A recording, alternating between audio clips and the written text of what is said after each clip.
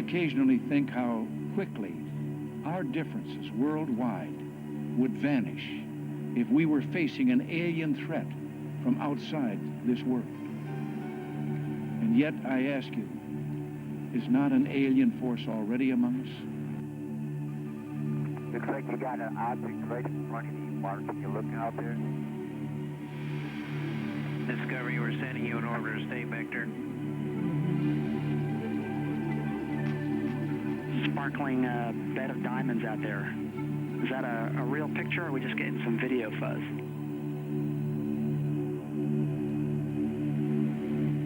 I don't know what it is. That one is really impressive. There are, on the other side of the coin, at least 5 proofs that the objects were not ice particles, therefore spacecraft. And they were either extraterrestrial or terrestrial, obviously.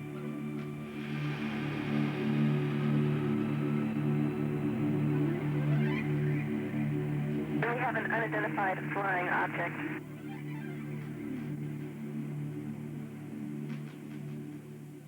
For over 2,000 years, humankind has speculated that it is not alone in the universe. But it wasn't until September 1959 that American astronomers first put forward a practical, technically feasible proposition to search the cosmos for life forms other than ourselves. Less than a year after that, the idea was translated into practice. Since then, SETI, the search for extraterrestrial intelligence, has fired the imagination of millions around the world. However, the practicalities of SETI make the proverbial search for the needle in the haystack pale into insignificance. In fact, it's been calculated the quest is more akin to delving for a 2-inch bodkin in a haystack 35 times the size of Earth. All sky surveys up to a distance of 70 million light-years made at Harvard, Buenos Aires and Ohio since the 1970s have failed to detect any evidence of omnidirectional transmissions. After years of analysing hundreds of billions of signals, fewer than 100 have given the appearance of artificiality, and none of these could be relocated in repeated surveys.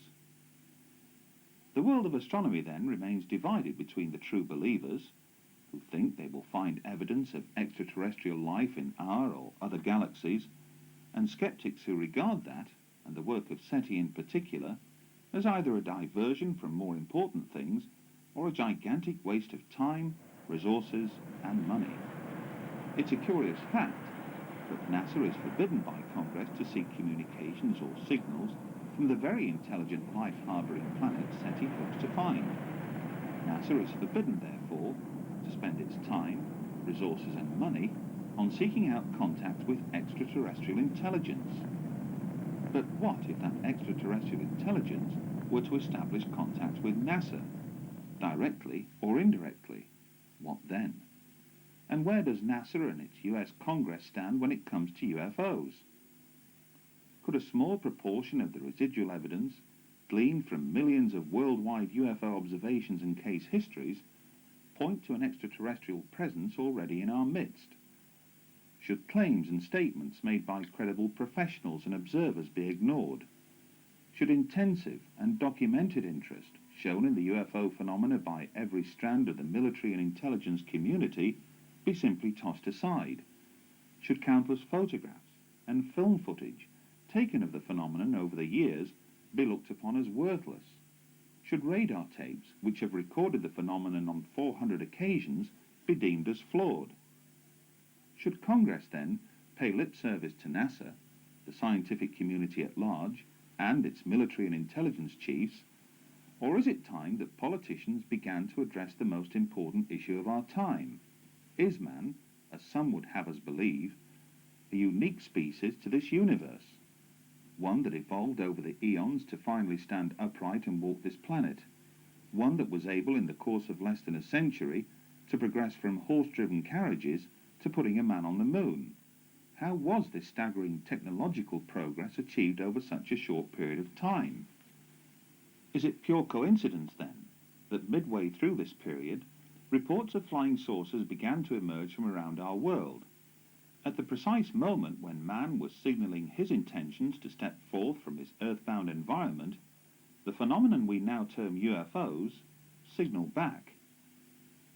Throughout the documented history of those early pioneering manned missions into space, one can find numerous references, made by both astronauts and cosmonauts, to witnessing, and sometimes describing, curious anomalous objects seen while in orbit around the Earth. John Glenn likened these to fireflies, and for a time, NASA actually believed they had stumbled across living critters, according to one of its retired astronauts, Scott Carpenter. The years went by, and with each passing decade, there appeared no let-up in reports of UFO activity. But in the late 1980s, those reports took on far greater significance with the arrival of the camcorder. In the space of a few short years, what was once regarded as an extremely rare event, to capture a UFO on film, has now become commonplace. And while a sizable proportion of that video footage leaves most unimpressed, like the phenomena itself, a small residue of what remains can be termed impressive. In July 1991, millions of people throughout Mexico stared skywards to observe a solar eclipse. That day, several UFOs appeared in those same skies. Skeptics would later conclude that these were nothing more than planets or stars, but the video evidence, recorded independently at several different locations, suggested otherwise. Much has been said, written and claimed as to why more UFOs have emerged from Mexico than any other nation on the planet during the 1990s. Indeed, there are those who would argue that most, if not all, of the 5,000 plus hours of amateur camcorder footage taken of UFOs in the skies above Mexico this past decade alone is nothing to write home about. That the bulk of the footage can easily be explained. That some has been deliberately manufactured, while the rest has captured nothing more than passing aircraft, balloons, meteors, or falling space debris. Dependent on your point of view, the objects depicted in these sequences are either balloons or UFOs. Interestingly, during filming, the camera operators and those closest by never refer to these objects as balloons. Others liken them to spheres, a term first used alongside Foo Fighters when describing anomalous objects seen by Allied pilots operating in the Pacific theatre of World War II. Outside of Mexico, there have been other recorded instances where spheres have been seen and captured on film. Here are two recent examples. These spheres appeared over Stirling, Scotland during the summer of 1998. Local resident Brian McPhee borrowed a camcorder from his cousin after being puzzled by the repeated appearances of these objects high overhead. Some were seen to hover close to and then descend into or through the clouds. Elsewhere, some were seen to emerge from the clouds before darting away at incredible speeds. And take this as another example. Filmed in broad daylight over central London in July 1999, Christopher Martin was on hand to record the moment when this sphere appeared amidst one of the world's busiest air corridors.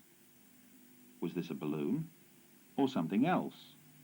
But the term sphere is not just used to describe anomalous objects seen from the ground. Curiously enough, just 2 months after the Mexico eclipse, similar sphere-like objects were recorded by the crew of the Discovery Space Shuttle.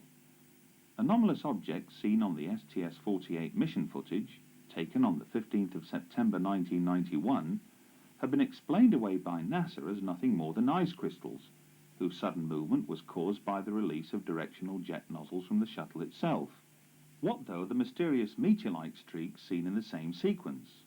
And what of this counter-explanation to NASA's ice crystal theory by Dr. Jack Kasher of Nebraska State University? At least 5 proofs that the objects were not ice particles, therefore spacecraft, and they were either extraterrestrial or terrestrial. Obviously, that's the dichotomy that While many still remain unconvinced that the STS-48 footage captured intelligently controlled spacecraft in mid-flight, it was the catalyst that would persuade both UFO researchers and amateur astronomers alike to pay much closer attention to space shuttle missions in the future. And, as you will learn later, what showed up on the STS-48 footage would prove to have a profound effect on this individual, one that would eventually lead him to an extraordinary discovery. During 1996, there were two notable events. In August of that year, NASA announced that it had unearthed fossilized evidence contained in a Martian meteorite and discovered 12 years earlier in the frozen wastes of Antarctica, which would appear to suggest that life, albeit billions of years old, once existed on the red planet. The declaration, which has yet to be embraced by the scientific community at large, created headlines around the world, and more or less ensured that NASA would have no difficulty in raising the necessary funds to embark on an ambitious, unmanned series of mission probes to Mars in the future.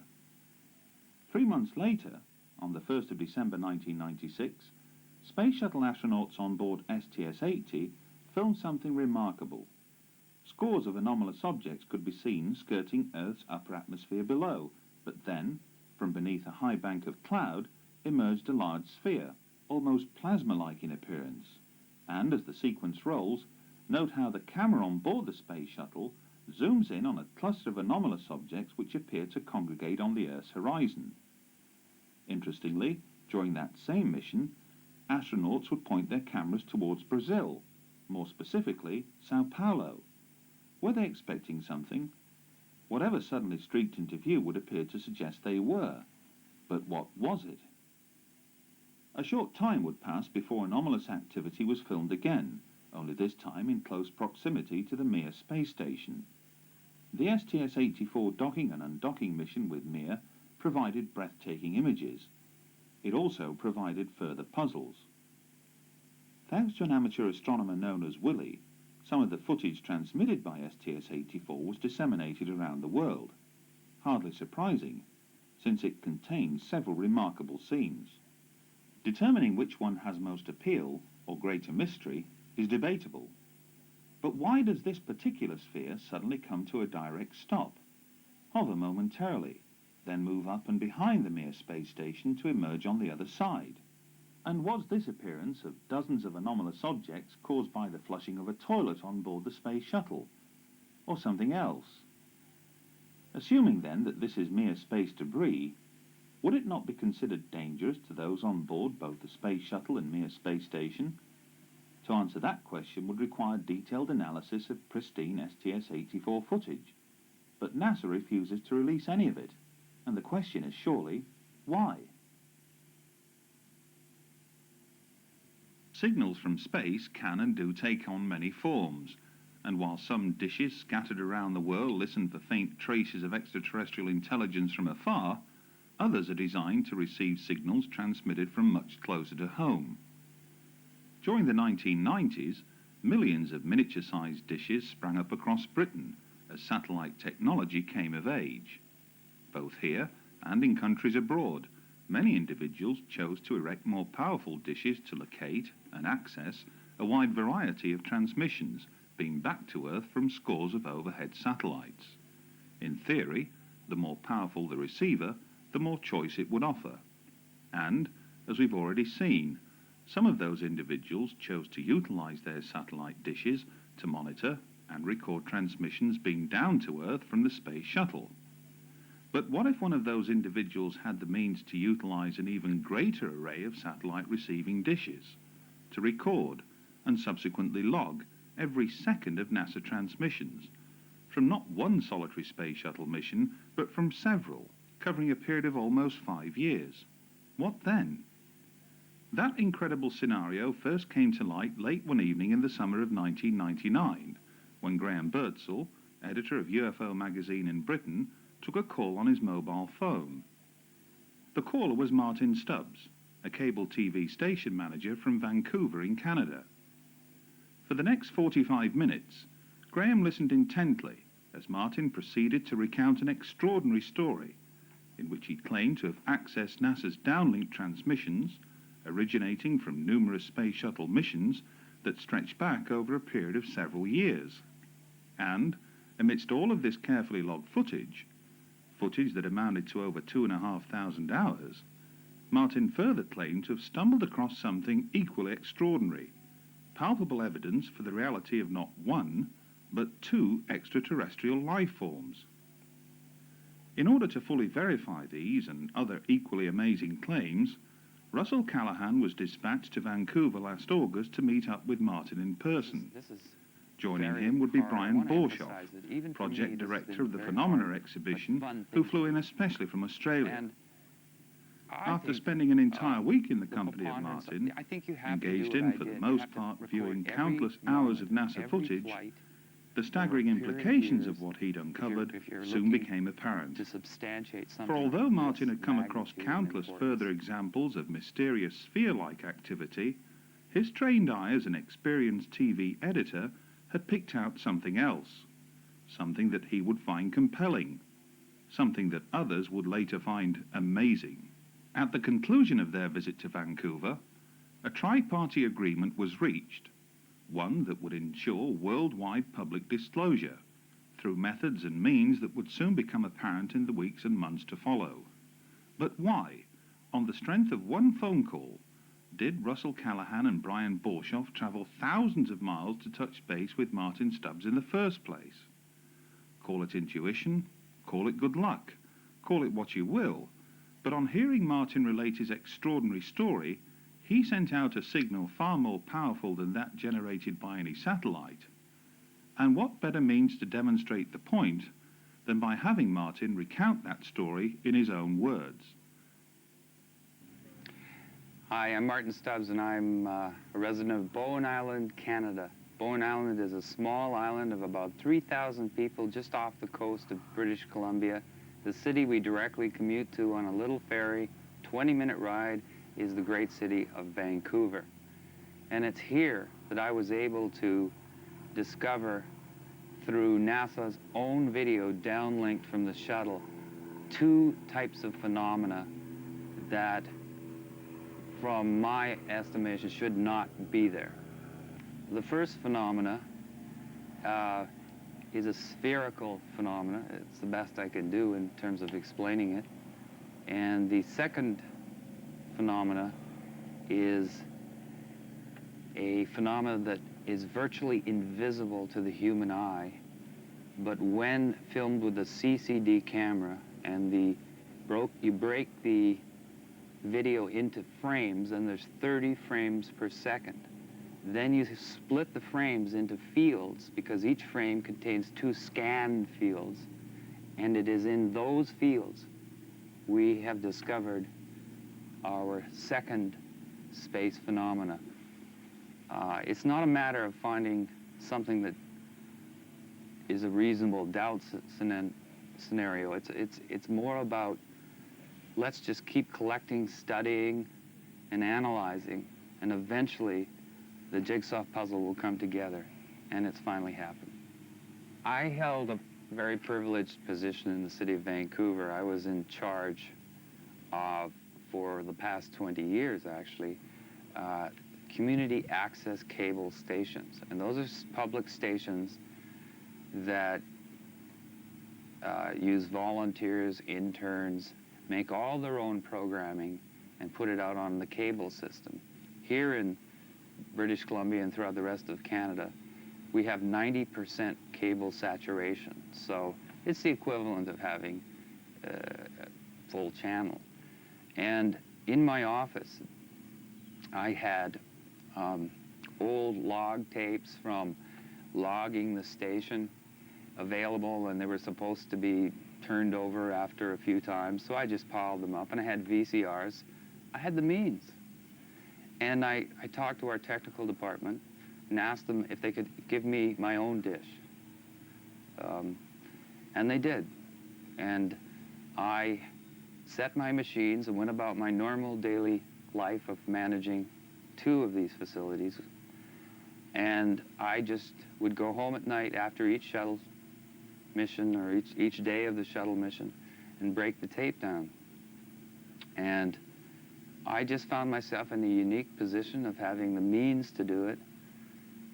I was in a position to do it, and I had all the motivation. The second the shuttle countdown began, I recorded, and I stopped recording when it was at a full stop. Right.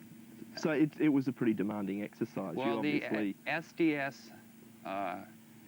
61, which was the Hubble Space Telescope mission was 36, I seem to recall, 36 tapes with 8 hours per tape. So these are, you know, you just had to keep going. Some flights are 5 days, some are 11 days, 14.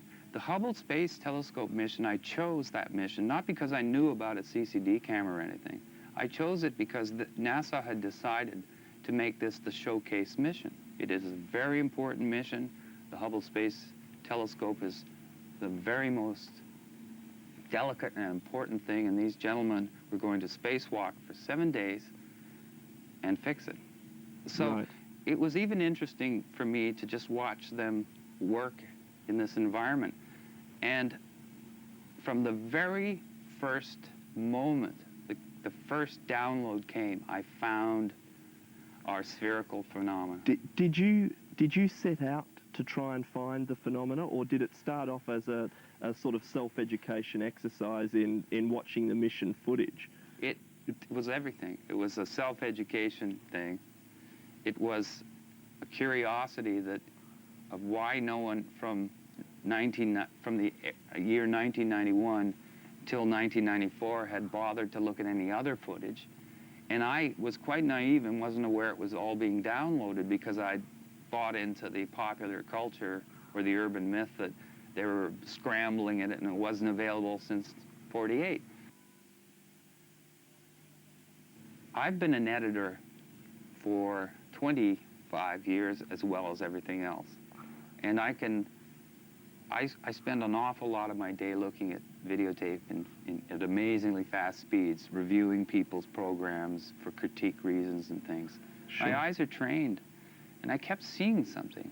So when I started breaking the frames down, I found you still couldn't find it. You'd go from this frame to this frame, and there'd be a quick movement. So then I had to get a videotape recorder, an SVH machine, an older model, funny enough, not the digital model, that literally, when you rolled the thing, it would break the frames into fields. And in reality, there are 60 individual pictures that make up 1 second of video. And that's when I found them. So you were finding these on one of those 60 frames? I found, in fact, the first one I found, I only found one. Right. And then I thought, well, I should be able to, if this is real, I should be able to do it again. And then I found 2. And it just went from there. What should we really be seeing? How did you know that we were looking at something that shouldn't be there, that was unusual? I mean... Well, the first thing is that in my career, usually in 1 second of video, no movement happens. You can look at 60 frames and, you know, the way the movement goes, not very much happens. It's not like those flip things where the little thing moves when you flip the pages. Literally in 60 of those, nothing happens. Something was happening literally between 1/30th of a second and 1/30th of a second, because there's 30 frames per second. So it was just sort of a, let's look at this. And when I found it was in a scan field, and then the way it works is it scans and scans very fast. But the phenomena seemed to have disappeared by the second scan. So it was moving very fast? Very fast. So being a manager and being in charge of a television station, part of my staff is a technical staff. So I started consulting our technicians on to destroy my discovery. I wanted them to tell me that they could You wanted be to hoaxed. critique it as heavily I wanted as them you to could. tell me this somebody could fake this. You can't. Then I took the sample, to make a long story short, I eventually made it up to the scientific community and to a think tank and a behavioral lab and physicists and astrophysicists. And they kind of, you know, they just humored me at the start. By the end of our meetings, they had their hands on the control. They were running up to the screen, and they were holding meetings. They broke the entire pixelization process down and found it was still there. So they really didn't expect see anything in the beginning, but by the time you finished, they were excited. I think they expected probably that we'd have more of a real-time phenomena, which is still spectacular. And probably, I guess, that they felt they might be able to explain to you as something perfectly legitimate or normal for... Well, you never know who's in the Skeptic Society of British Columbia. For instance, the X-Files actor William Davis, who is the cigarette-smoking man in the X-Files, is a member of the Skeptic Society. So I never knew with these scientists what they were trying to do to me. Sure. But the amazing thing about this other phenomena, the one that's virtually, I would say it's invisible, although it isn't once you see it. You begin to see it all the time. Is it blew their minds. It blew their minds. Did they offer any explanation for what they thought it might be? Or are they as baffled? There's a professor at Simon Fraser, Professor Weinberg, who literally said it had to be it had to be actually there, doing exactly what it was, but he could not. He said we would have to go right to NASA, and eventually we had a lecture at the planetarium here in Vancouver by one of the Hubble poobahs, the chief Hubble designers, engineers. That must have been a great opportunity. It was a great opportunity, and what was interesting is when we showed him the spherical shapes on video clips, on video stills, he was comfortable, which meant, he could throw the ice crystal theory, because it was a very small sample at that point. It was only the first time I'd ever done it. At that point, he confirmed that what you were showing him were ice crystals, or...? No, he just thought that was basically... He accepted that it was a phenomena of some sort. He just... Well, they're comfortable at NASA because James Oberg, who's the NASA debunker, in my estimation, had basically briefed them all that don't worry about all this stuff you see, because that's just all kinds of stuff you don't understand about ice crystals. So he didn't have any, it was the Hubble fellow at the planetarium after the lecture with the head of the planetarium. He sat there comfortable, but when the still frames of this second phenomena were shown to him, he stormed out of the room. Did he say anything? Did he give any reason? He made some huffs and puffs and stormed out of the room. Now, we found, that's very unusual kind of reversal. And we obtained, meaning an artist friend and I, who's got more guts than me, I guess, in terms of walking through front doors, which you're not supposed to. He picked up the phone after he got the number and phoned this fella. And he got hello, and the second he said who he was, there was back talk, things like, it's that guy, blah, blah, blah, and the phone went down. In other words, communication was cut off. Not a very good public relations exercise for the... No, but we found it odd that, these are okay and these aren't. So anyway, that's how it started. So Professor Weinberg, who's a wonderful man, said to me something he's never said to anybody before. He actually sat down, sort of rolled his hands through his head and whatever hair he had, and said, I believe there are things out there, and it's just a matter of an et cetera, et cetera. Well, my friend, my partner, could not believe. He knows this gentleman, has worked through the Canadian Space Agency with him. This Professor Weinberg studies the effects of space travel on the brain. Right. And shapes, and whether they, why they come home depressed. Elizabeth Bondar, our famous first woman in space, it isn't generally known in Canada, but she was depressed, massive depression for the first 2 weeks after she landed. And so they really had to study what's going on. Sure. And they found that they were missing, that there was the familiar shapes that we see every day not in the space program. And that's what these people were doing, working with the Canadian Space Agency to suggest putting shapes and parts of the shuttle. We're redesigning things to familiarity for your subconscious. Right. It says they talk to orca whales up there, and they photograph the brain and put pictures in front of you, and then colors flash, and they photograph it. It's the only place at the university you can get a parking spot because no one knows it's there. I didn't know, and I went there.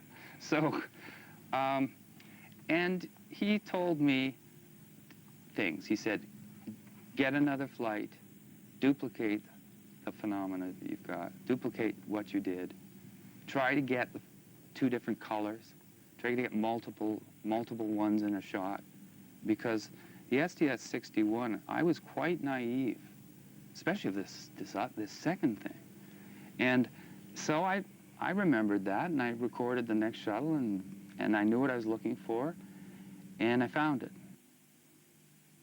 You mentioned something to me earlier about the lighting conditions and the fact that you felt they were self-illuminating. Well, I needed, yes, at first I actually thought, you know, I was my own worst skeptic. I've learned that in television. You know, you don't present anything unless you're totally researched and sure. But I began to discover that these were appearing in dark, when the camera, you know, when the sun went down, when the sun came up, when there was refraction, when there wasn't refraction. I found them under every lighting condition, and my only conclusion from looking at the video and continually looking at it is obviously they're self-illuminating. Did they change at all under those different lighting conditions when apertures change, or the sun goes down, or the craft's in a different position? Do they appear to be any different? No, in fact, they appear to be different just from every time you capture them. Sometimes you capture them when they seem to have slowed down, and you see more of a craft structure. When they're moving very quickly, you'll see this long streak. Right. But the interesting thing is, after after 1,000 of them, and I still photographed them, you lay them side by side and you start to see common things. You start to see markings. You start to see kind of shape. You know, it's not... So you've almost been able to classify them in a way. Well, actually, I've been calling them the second phenomena, but the way I see this is everything to date that has been shot by humans from here, from the ground, I call one. That's one. The space phenomena, the spheres, outer space, that's shot from NASA's cameras is 2, and I thought it would stop at 2. But this phenomena I call number 3. There are 2 space phenomena. And this third phenomena, I don't blame people for not discovering it or anything. I don't think anybody has tried not to discover it. Well, it sounds to me like you had to go through a lot of work. I just wonder how many people with my technical television background have tried this. And I don't think a lot of scientists have. I just know that Professor Weinberg was absolutely knocked out of his... He just couldn't believe it. And as I built the sample up, I didn't believe it more. I couldn't believe it. I mean, it's reached the point. But I don't want to take anything away from the spherical phenomena. The second phenomena, to me, is absolutely unimpeachable in a preponderant sense. You know, I was quite satisfied with finding 2. What phenomena 2, the first space phenomena. Sure. And I still am. But this third phenomena is so against all of what we expect it to be that it's intrigued me much more. It's no archetypal, no... Martin, going back a little way, you mentioned being your own worst critic, if you like, or debunker. Have you endeavoured to find video footage or feed from other sources to compare with yours? Oh, good one. Thank you. Yes. I did everything. I taped through 2 different cable systems. I taped into direct dishes, and then the most extraordinary discovery of all was I recorded CNN's live feed of a recent shuttle. I think it was STS 86 or 84, one of them, of the docking. And even though I guess a lot of people were looking for the spherical thing that knew about them, I was looking for the third phenomena, because I can see it now, you know, with that, my eye can catch it.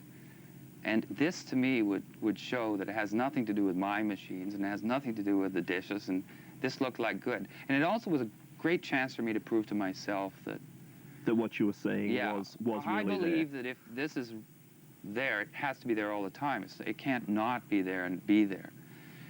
And so I figured I'd take the biggest chance of all. And so I broke down the CNN footage. There they were. And even on the CNN footage? Yes. And, well, it's documented, and I don't think CNN even knew what they were seeing. But what stunned me is that was almost, well, how much more do you need, you know? I really did not, I didn't want to come forward with the third phenomena, but then the second space phenomena, until I was able to be absolutely certain that this had some substance to it.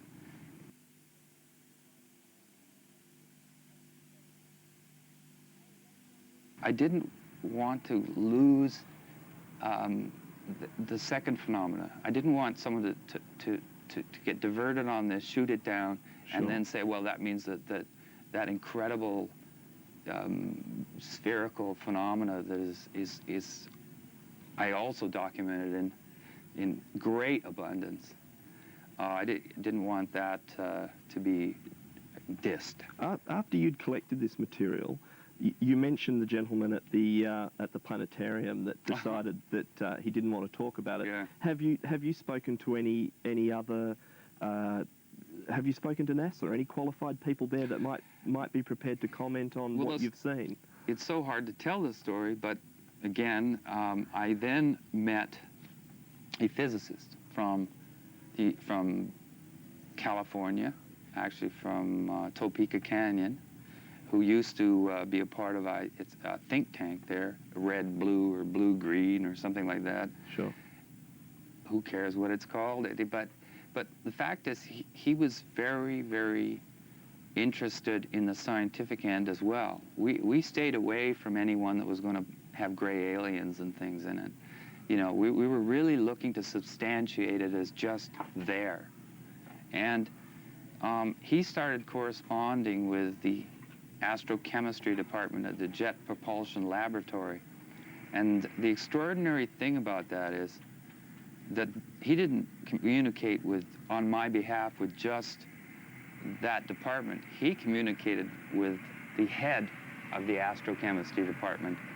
And I've turned over the documentation which outlines the whole set of email conversations in which at no time does he say that the spherical phenomena is not on the tape. What he does is basically comment accepting the premise. Do the emails discuss both phenomena or just the spheres? No, that's the interesting thing. We decided that, you know, that it would be better to continue our work, which is massive. I have massive amounts from every flight of these spherical phenomena. I have examples of these things 300 miles away, close to the ship. So I feel there's enough there to I didn't want to freak out the You felt that there might have been a bit much. Well, I'd already seen Professor Weinberg's reaction, and you really have to be right with them to hold their hand. And I just felt that he might stop the emails. We were absolutely knocked out that this man started talking to us. It was the first time that I've ever heard of a senior Major League JPL NASA player literally discussing what is on the tapes.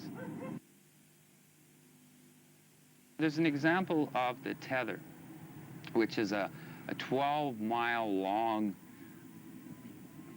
electrical, $100 million satellite controlling electrical... An electrical experiment. Yes, I'm not a scientist, I apologize for that, but, you know, I'll get you these details. But and this tether, they are busy showing us from the moment it broke to the moment it's 300 miles away. And at every point... It broke? Yes, mysteriously it broke just in the right place. If it broke a little bit too close to the shuttle, it would have taken the shuttle out. If it had broken a little further on, it would have maybe destroyed the wing or something, you know? Because you hear the astronauts say, well, it couldn't have happened in a better place, you know? And then, just to continue on the distance, as these things started swarming it, and as this thing drifted away, they're continually showing us, or NASA, I guess, you know, through the downlink, this $100 million satellite. And the phenomena followed the satellite. This is the second, the spherical phenomena. The spherical phenomena. And are NASA commenting on these things as this is happening? Oh, at one point they asked, and the astronaut says, well, it's a little bit of debris or something, like you'd think he'd know, that follows us around, sort of. That's, you know, it wasn't like, oh, this is this. And then they dropped it. There's a few of these things in the footage, or are there a lot of them? There's more than a lot. If you've ever seen a hornet's nest after you've thrown a rock at it, you know, that's what it's like. And how do you count the hornets? So they're all going in different directions. And I use tricks like fast forward, because when you go in fast forward, if they're all stars, they all go in the same direction. You know, these things are all moving. But what was very interesting is they're saying, how far is the tether? Well, the tether is now 100 miles.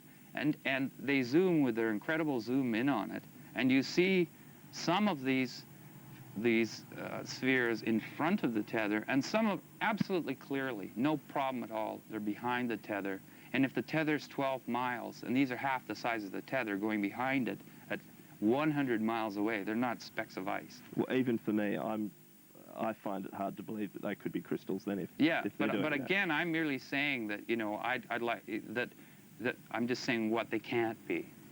And I've never heard of a 6-mile ice crystal that's spotted crystal clear 100 miles away, you know, etc.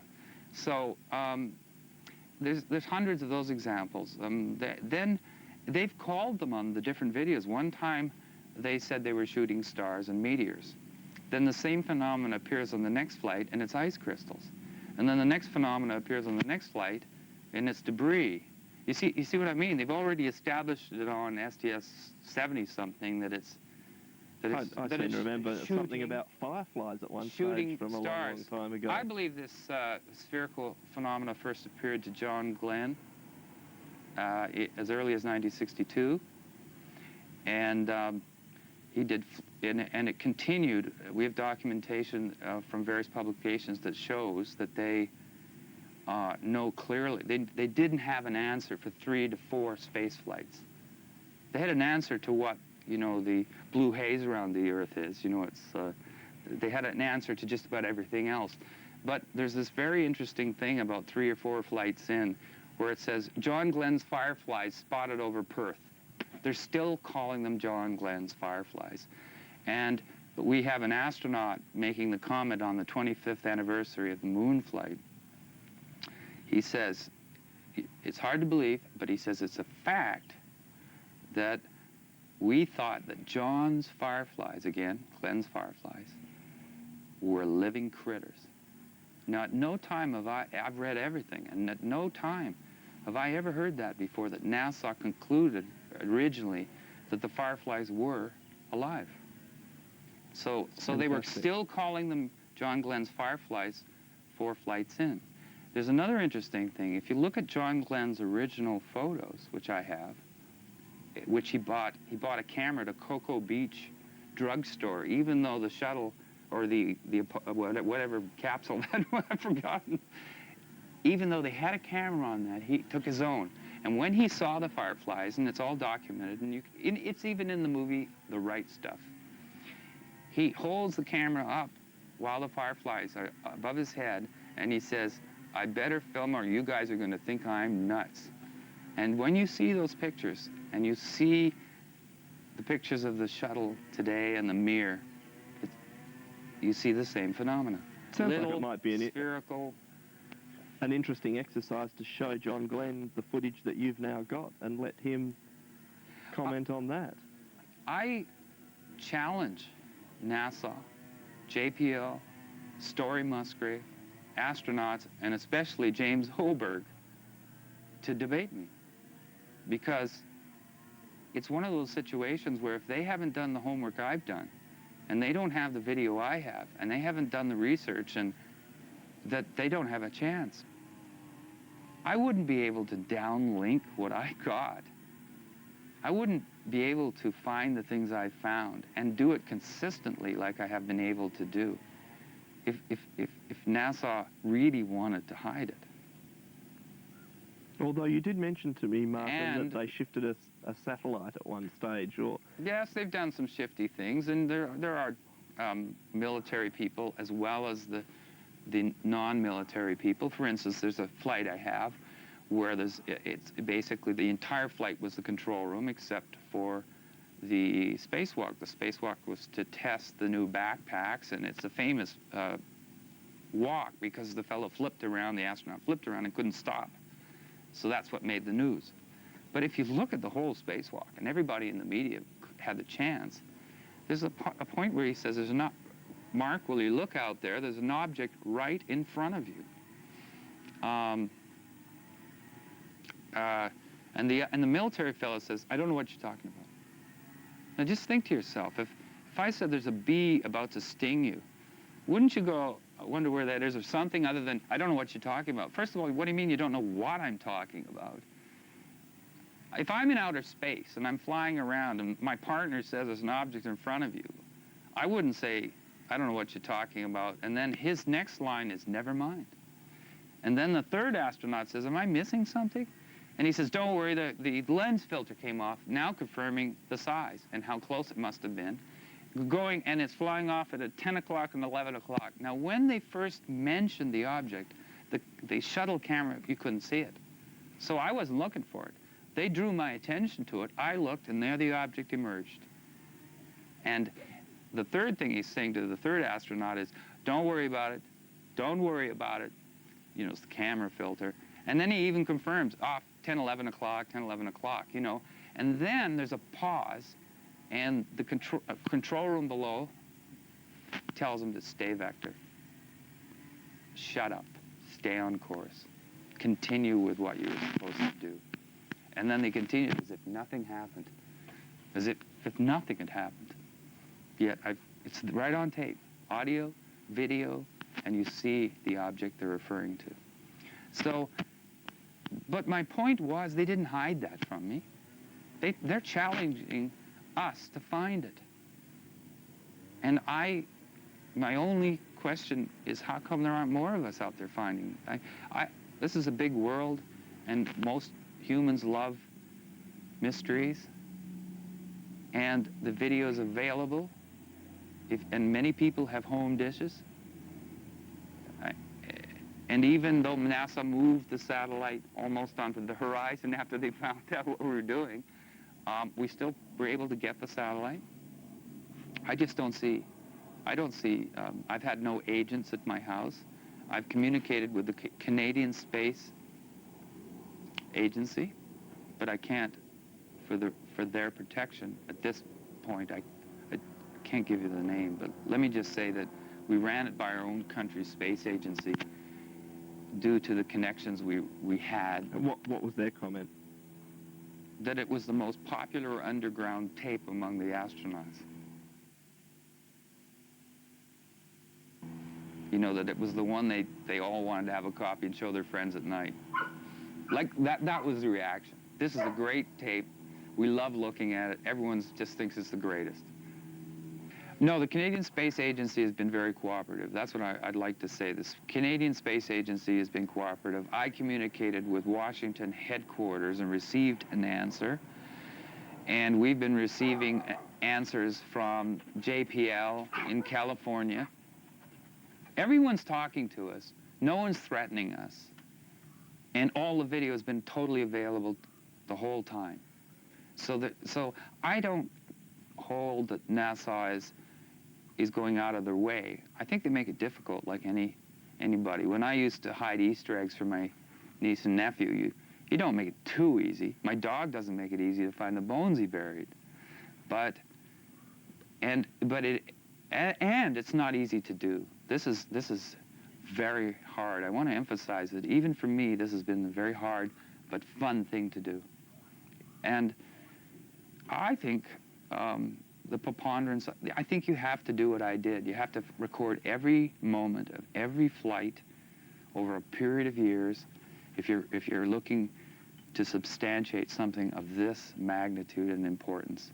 I took what Professor Weinberg of Simon Fraser University said very seriously. If you really want to do this, duplicate it.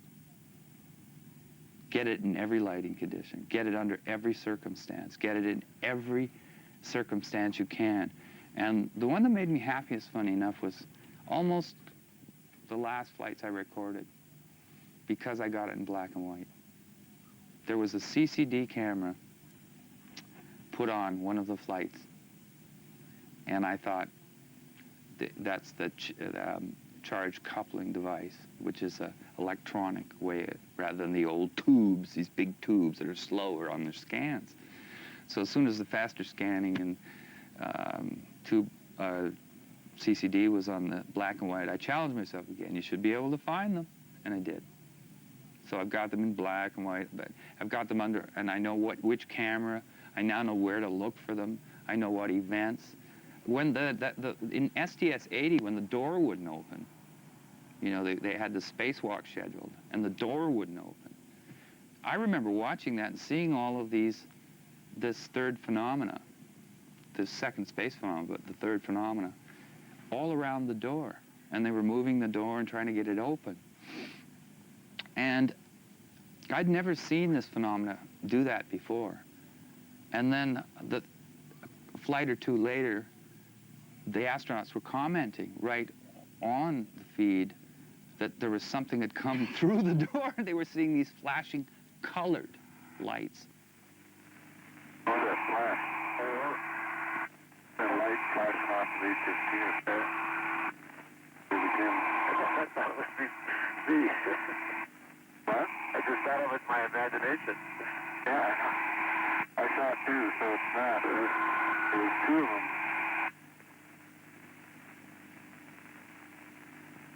There's another one. What are they?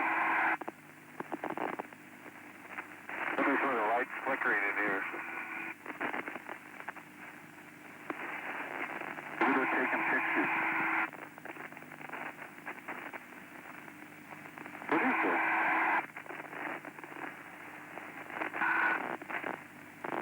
There's this thing passing in front of us. What are the lights? Which one? Oh, no, I was guessing that one for a second, but I had that one the whole time. Yeah, I was looking at that one too. The spherical phenomena we've documented and is very solid. Isn't the type that would go in there, float around, and them say it's going really fast, we can't see it, and it's all these popping colored lights. That was the first time I got some kind of a feel that the astronauts have seen from phenomena 3, the second space phenomena. It's something that should be this challenging. I don't know why most people think something this different is just going to be nuts and bolts, 30 feet across, nice big friendly gray aliens come out, recognize themselves in all the ads that have been appearing in car companies, turn on the TV and watch the new Roswell series, visit the X-Files. You know what I'm saying is that this phenomena is not what I expected to find, this third phenomena.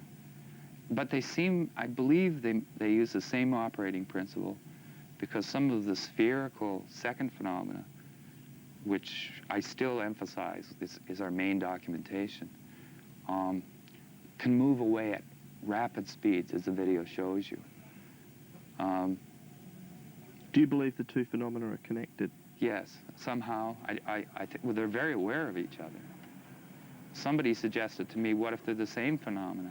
But I've studied them extensively, and the spherical phenomena has different characteristics to it. Kind of a, let's just put it at that, leave it at that. They're not in color. This is a totally different phenomena. This one never goes at real speed.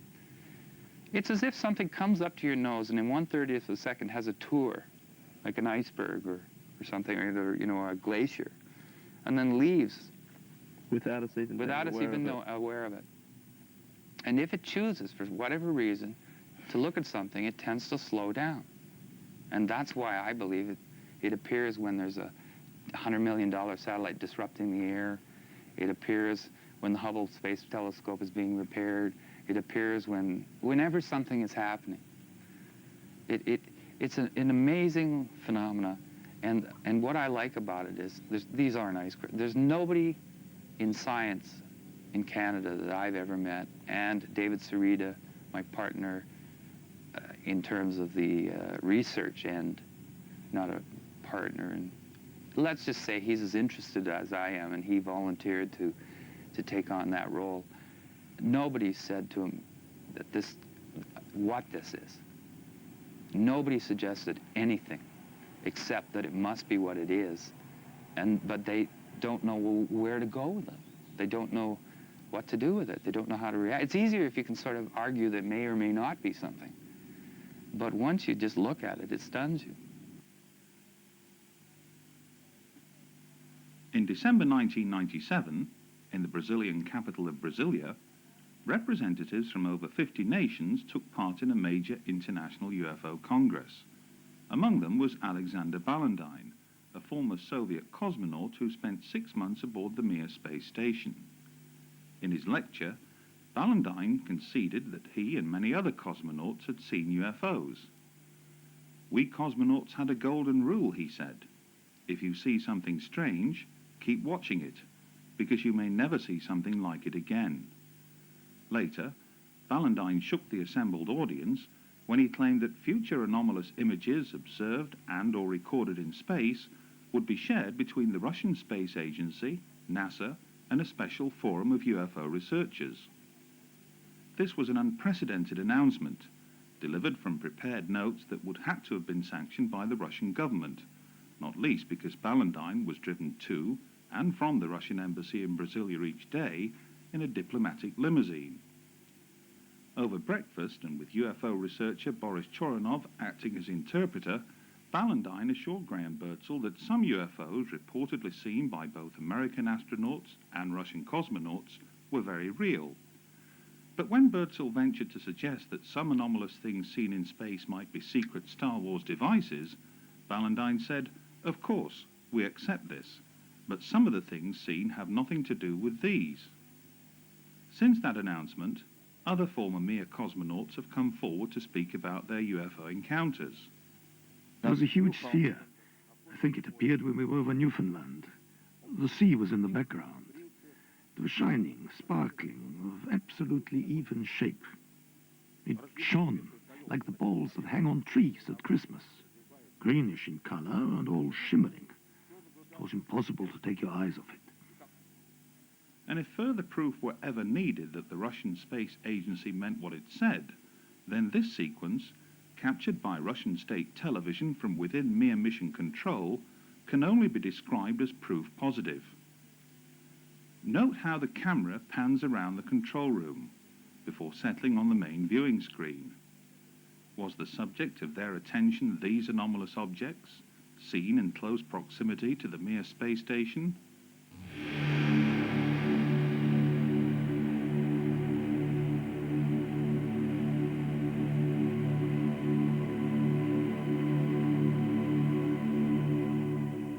Intriguingly, here's the exact same sequence, only this time recorded by Martin Stubbs from NASA's downlink. Compare the two.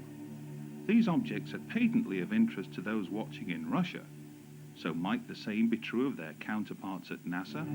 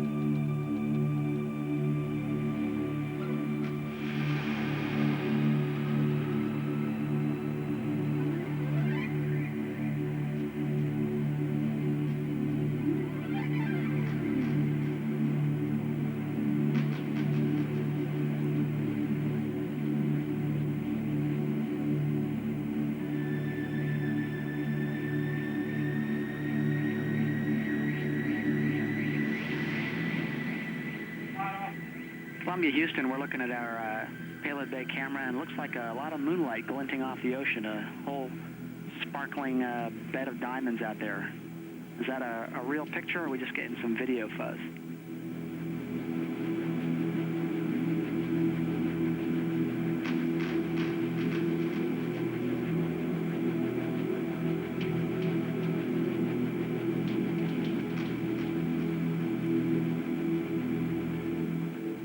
Hey, Houston, we're recording that.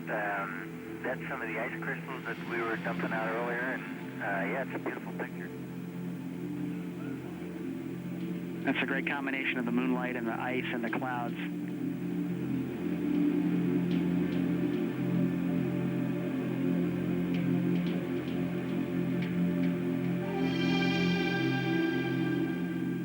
Yeah, it's a combination of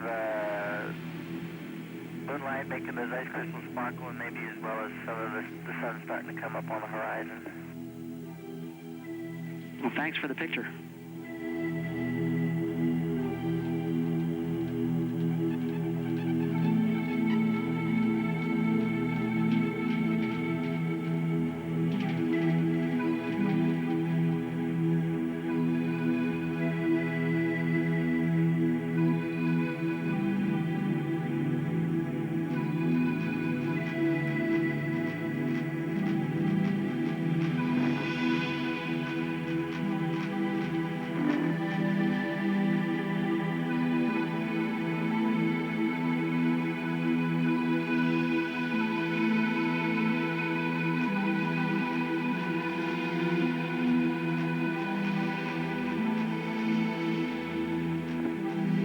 The Mir space station is now visible on the far left-hand side of the screen, about an inch from the bottom of this particular picture.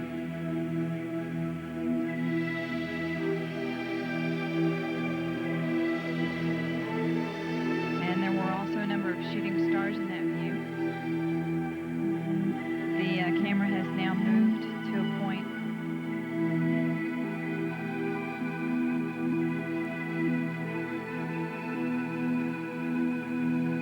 Okay, the Mir space station is the small flashing light in the center, about an inch from the left-hand side of the screen. It's slowly...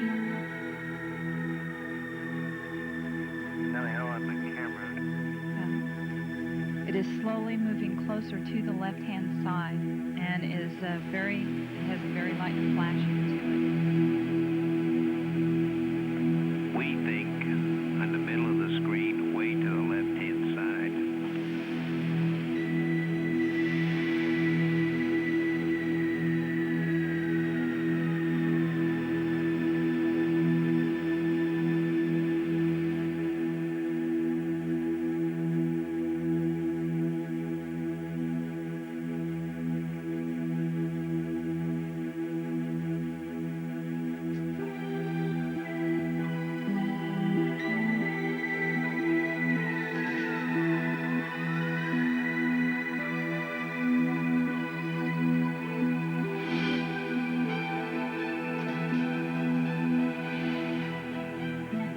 Looks like you got an object placement mark when you look out there. I'm not sure what you're talking about. Never mind.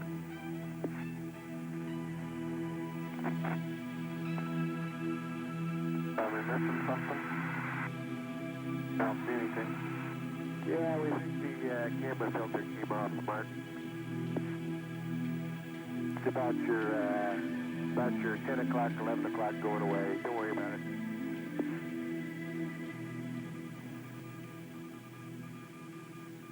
Don't worry about it. Okay? Discovery, we're sending you an orbiter state vector.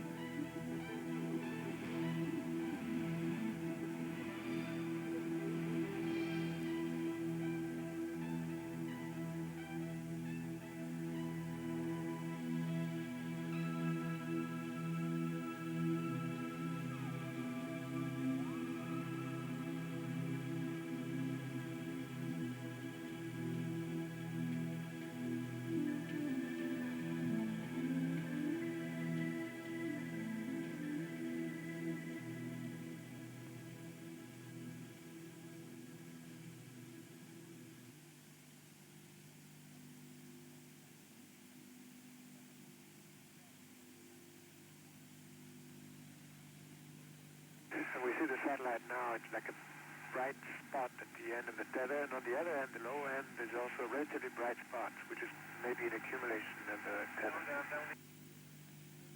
And we are downlinking camera Delta now. Okay, we copied and understand as you're viewing it on the monitor, the satellite is at the top of the tether.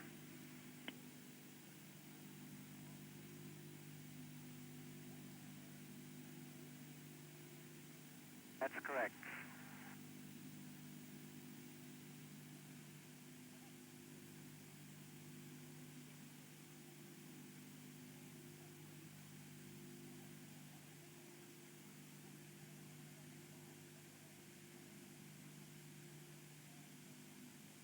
Columbia.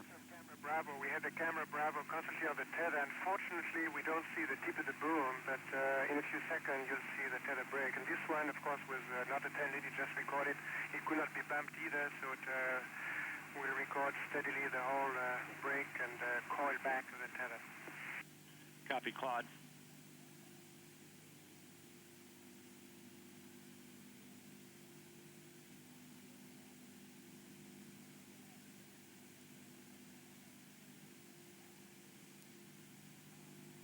We go.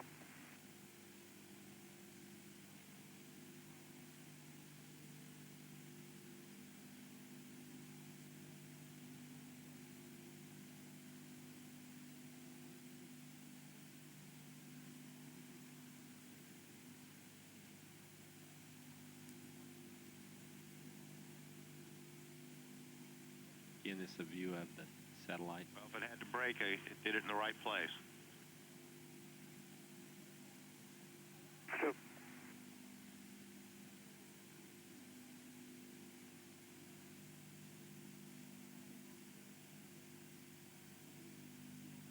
the left-hand corner there, straight as an arrow. So it seems from here. Yes, sir, we have it. Great picture.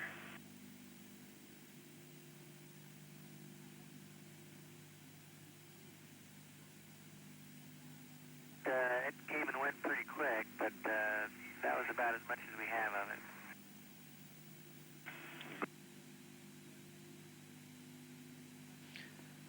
Columbia and the satellite now 77 nautical miles apart. Again, that call reporting that the crew can see the tether and see the satellite. It's beautiful.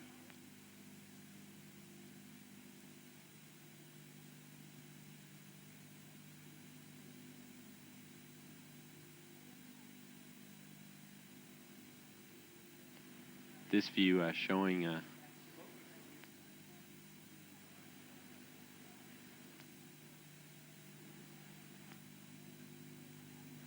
the satellite. Again, just moving into sunrise. 81 nautical miles now from Columbia.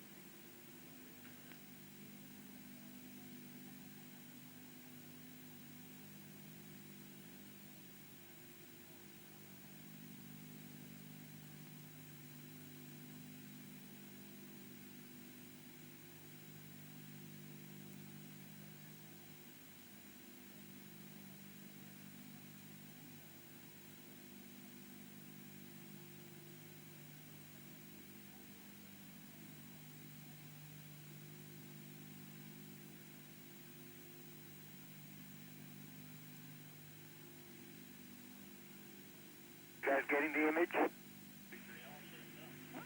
Franklin, we see a long line, a couple of star-like things, and a lot of things swimming in the foreground. Can you describe what you're seeing? Well, the long line is a tether, and there's a little bit of debris that kind of flies with us, and it's illuminated by the sun at such low angles. So there's a lot of stray light, and it's getting washed out quickly, but Claude is trying to do a quick, good job here adjusting the cameras. Copy that. Again, that description by the crew, this is the tether in the satellite with approximately 12 miles of tether still attached to it. Columbia and the satellite now just passing over the west coast of northern Africa. The two spacecraft are now 90 nautical miles apart.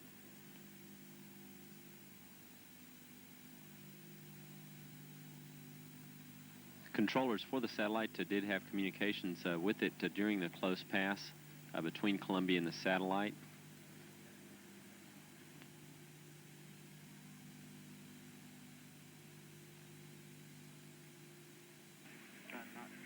Columbia, Houston, that's a much better view, a lot more contrast visible. And how wide does that tether appear to be? It seems to resemble a much wider strand than we'd expect. Can you describe which way the satellite is visible on that strand?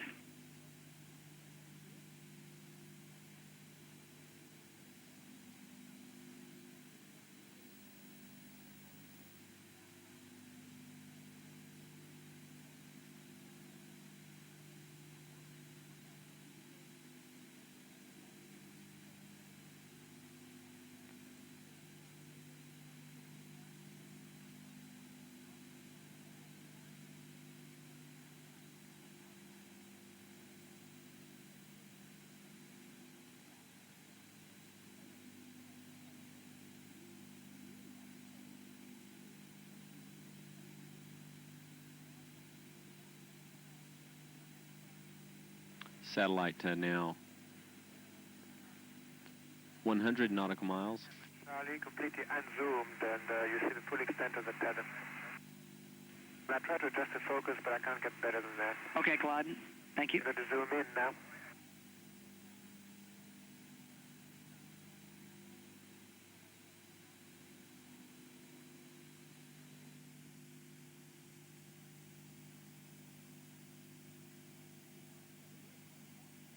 It should mirror exactly what she's doing on the inside. Okay. Right now, the handle is installed with the tab in the unlocked position. I'm going to rotate the tab to the locked position now if you're ready. We're ready. Okay, we are fully seated in the locked position. Okay, Tammy, we didn't see any motion on the outside. If you would, go ahead and move it back to the unlocked. Okay, I'm pulling back to the unlocked, and again, it's only going about 3/4 of the way, will not lie flat, and will not seat, as I mentioned earlier. And Tammy, if you could, simultaneous with trying to put it in the unlocked position, if you would move the handle a little bit back and forth. You bet. Good, that should work now, Bill. Okay, and we can see the handle moving on the outside. Okay, and but any indication that the lock is being actuated? No, we can't see any indication of that, and it just may be a bad angle and too dark. Amidst the 2,500 hours of NASA footage recorded by Martin Stubbs, we have seen countless examples of the spheres, the first space phenomenon. But until now, few have ever come across, least of all seen described, what has been labelled the second space phenomenon. Those that have been left speechless, including eminent scientists, astrophysicists and, as we have learned, highly placed figures within the Canadian Space Agency. Someone who was prepared to comment publicly after being shown less than 5 minutes of the footage was Guido Negro, director of the SETI Radio Telescope at Golden Grave Observatory in Western Australia. What, we asked, did he make of it all? Well, I was very well impressed, and not only myself, also other people that were looking at. And because this time we are not talking about footage taken off from some home movie camera, but someone that actually was flying a space shuttle, so automatically that gave us the fact that the picture must have been real, genuine. Well, I was very well impressed. And maybe this will prove that there is something else that we are not aware of, at least officially.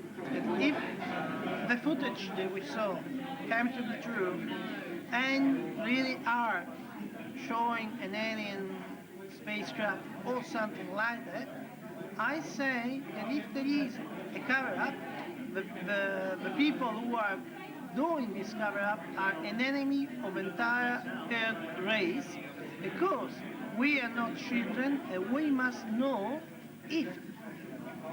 we must know the truth.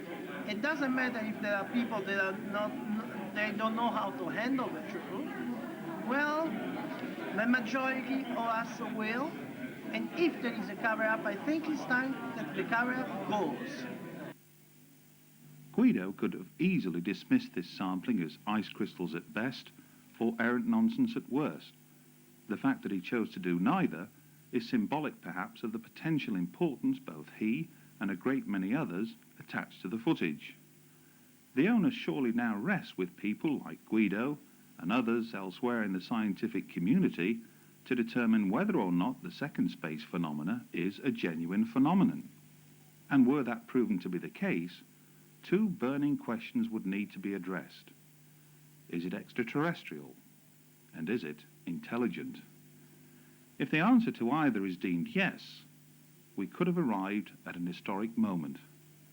For Martin Stubbs, it would be the vindication of what he and millions like him have always maintained, that we are not alone in the universe. His, after all, was a chance discovery, a fleeting glimpse of something that sped across his television monitor that most would fail to notice. He focused on that. He looked for more of the same, under different conditions, and found them in abundance. But found what exactly? Some of the greatest scientific discoveries known to man have often been born from chance events. But is it remotely conceivable that one of the greatest discoveries of all time could have been similarly unearthed by a humble cable TV manager operating out of a small community station in Vancouver? History will surely go on to determine the truth, provided, that is, others within the scientific community are equally prepared to explore the limitless possibilities now before them. But who among them will be courageous enough, ambitious enough, to step forward and examine this evidence? There will be many who will choose to ignore it, blinded by self-imposed scientific dogma and bland indifference towards all who champion the extraterrestrial hypotheses. But those that do express an interest may well find themselves embarking upon one of the greatest scientific treks of all time. I can't explain it because I don't really think that's my job right now. I'm merely a person who's gathering grains of salt together and putting them in front of you. It's as if you have a carpet and you have a handful of salt and you throw the salt on the carpet. You look and you don't think there's any salt there. But when you gather it up, put it back in your hand, you have something.